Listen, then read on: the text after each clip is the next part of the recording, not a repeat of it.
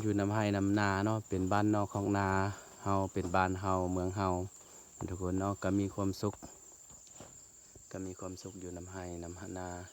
เวลามาให้มานามาหัวมาสวนมาซอกอยู่ซอกกินก็พอได้กินได้ทุกคนเลยเนาะเอาแบบเครื่องปลูกของฝั่งเฮาปลูกนำไห้นำนาเนาะเมื่อเฮ็ดอยู่เฮ็ดกินฟ้าไหมเดี๋ยวจะให้เบิ่งเลยเนาะแฟกจะให้เบิ่งนะทุกคนเนาะว่าทุกคนนี่ไปให้ไปนาไปให้ผู้ให้ผ่านี่เนาะ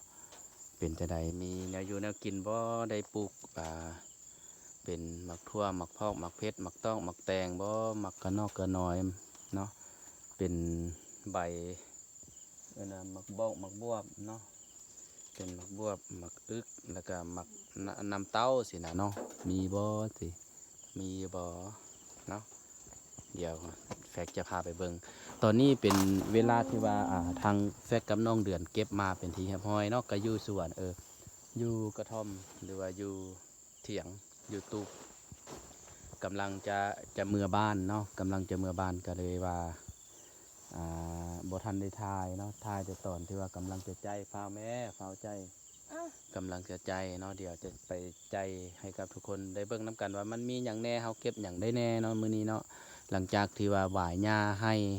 ห้กับแบบมันก็ส่วนหนึ่งมันก็สุกแล้วเนาะส่วนหนึ่งก็ยังกำลังขึ้นส่วนหนึ่งก็กำลังแบบออกห่วงเนาะทุกคนเนาะแต่ว่าเฮามาล่าวมาหวายบอนใดที่ว่ามันขึ้นหญ้าหลายนะหญ้าขึ้นไวนี่ก็ได้มาล่าวมาหวายอีกเทื่อนึงอีกเนาะหวายน้อยเดียวดอกมื้ออื่นมื้อฮือหวายมื้อหนึ่งสองมื้อก็สิได้เซาแล้วเนาะเบิ่งเลยเจ้าก็ว่าอันเนี้ยมาเฮ็ดข้าวห้างนี่เจ้าก็เว้าเองตัวเก็บอันนี้มาเฮ็ดข้าวห้างโอ้สิได้กินข้าวห้างแล้วทุกคนเอ้ยเนาะอยู่น้ำท่วมเมืองลำบากแขวงหลวงพระบางนี่สิได้กินข้าวห้างแล้วเด้อมีหยังแน่ออกมาให้เพิ่นเบิ่งแหน่นี่ของปลูกโอ้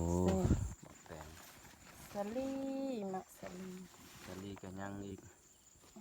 แต่สลีนี่กินดนแล้วเนาะทุกคนเนาะ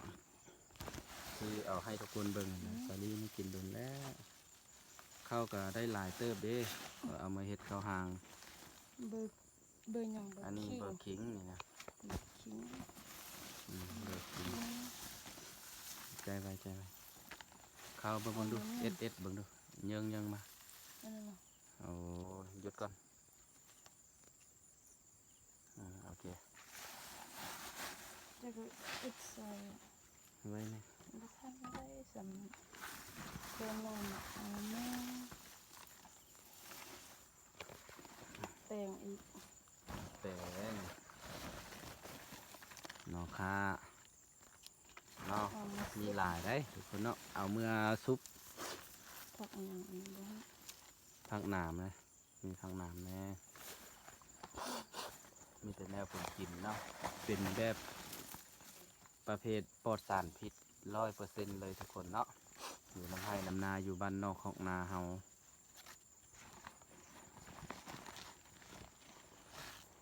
มักกระดอมนี่นะเฮ้ยเห็นบ่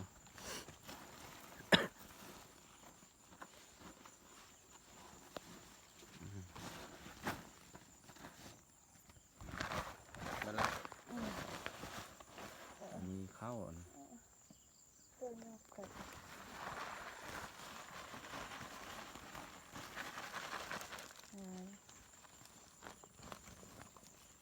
เก็บเสื้อค่อยเก็บไปเท่าละจะให้เพิ่นเบิ่งแน่ว่าเฮาได้หยังแน่มักแตงซื้อก็ป้าเรียนบ่มักแต่งได้จังมากแต่งเขามาเบิ่งดู3นึงมักแต่งลายนะทุกคนเนาะอาจจะกับไปใส่อันอื่นก่อนบ่จะใส่อันนี้ก่อนนี่ก่อนแต่งลายของเข้าอยู่น้ำให้ทุกคน